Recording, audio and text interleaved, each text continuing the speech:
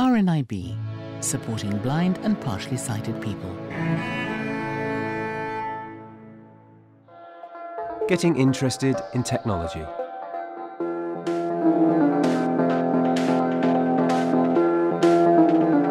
Having access to technology can enhance almost every aspect of our lives. Being included is very much about being connected. Whether it's for online shopping, internet banking, or simply staying in touch with friends or family, technology plays a pivotal role in everyone's lives. It's very, very simple to get started with technology, and you can learn bit by bit, day by day.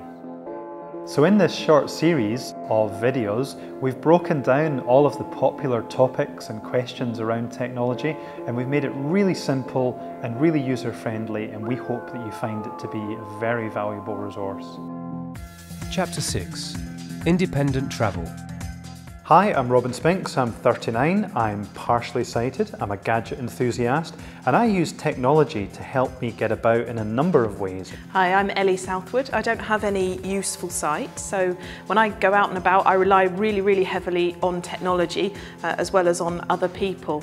Hi, I'm Ian Gentle, I'm 67, I use my memory, I use my white stick, but I do use some of the technology that's out there in the public domain. So we're going to talk about technology for travel and helping us to get around. There are loads of applications that are available for smartphones. That's only one option.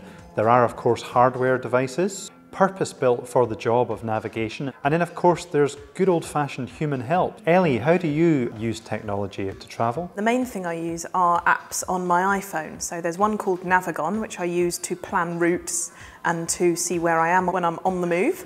And I also use apps which tell me when I'm at the bus stop which bus is due to come next, so kind of live timetable apps. It's brilliant because it's so practical, so it's part of the phone that I'd have with me anyway. What about you, Ian? Well, I think the basic kit for a blind person is your memory and your voice, but also then you can add on a white stick or a guide dog. I used to, at least once a fortnight, get put off a bus at the wrong stop. In London, that's now a thing of the past because all the buses talk. They tell me every stop as we go past it. The same thing is true on the underground. And then, of course, there are hardware devices too, aren't they, like the Trekker Breeze. They're all using GPS, which is actually guiding you towards a destination from one point to another. And I've heard as well about some really interesting sort of vibrating canes and eyeglasses. Do you know anything about that, Ian? I do a little bit. I think the problem with a high-tech cane, they're very expensive, a couple of £100 at least. And if they break down, what you've got is a stick. What do they actually do though? They bleep when you're getting near something. Right. What I don't understand is how you get them to shut up.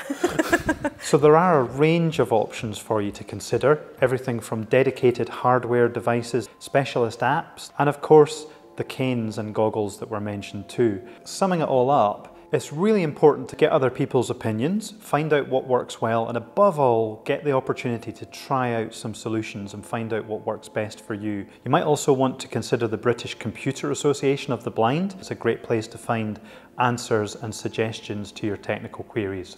Ellie and Ian, thank you both very much indeed. Thank you. Thank you, Robin. For more information, please contact the RNIB helpline on 0303 123 9999 or email digitalaccess@rnib.org.uk. Copyright of RNIB, January 2013. Registered charity number 226227.